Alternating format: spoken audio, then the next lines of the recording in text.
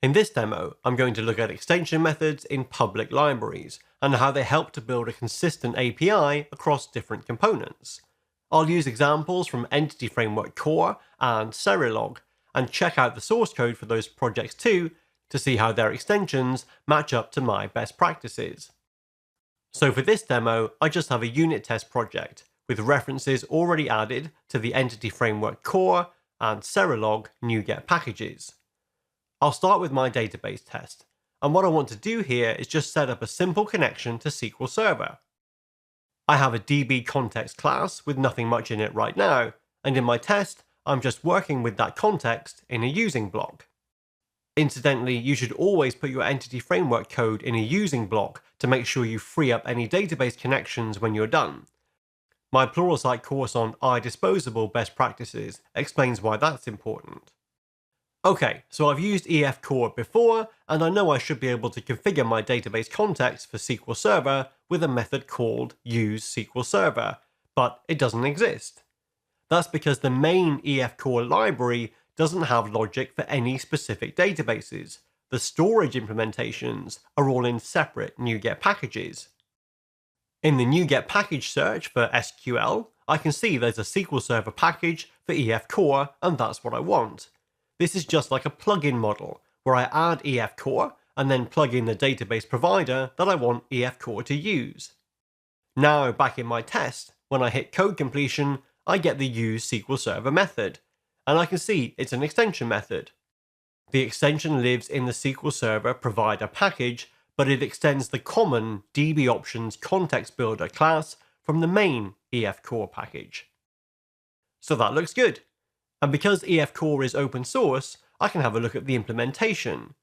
Here's the repository from GitHub, and you can see there's one solution with several projects, including the main library and all the database providers.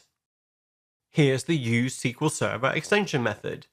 It extends the DB context options builder type from the common package, and some of the parameters are types defined in the SQL Server package. Having the method in here means those types are available without needing to put SQL Server specific types in the main EF Core library. But the namespace is the main one for EF Core, so consumers have the experience that you've just seen. They add a package reference for the SQL Server provider, but they don't need any extra using statements unless they want to use specific SQL Server types.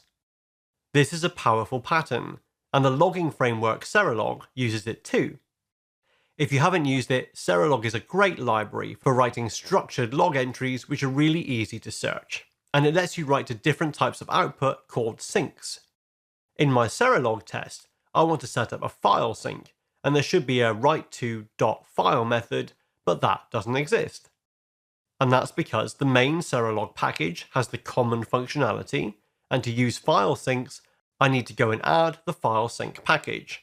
So I'll search for Serilog in the NuGet browser, and you can see there are multiple syncs here. The file package is the one that I want, so that's what I'll add.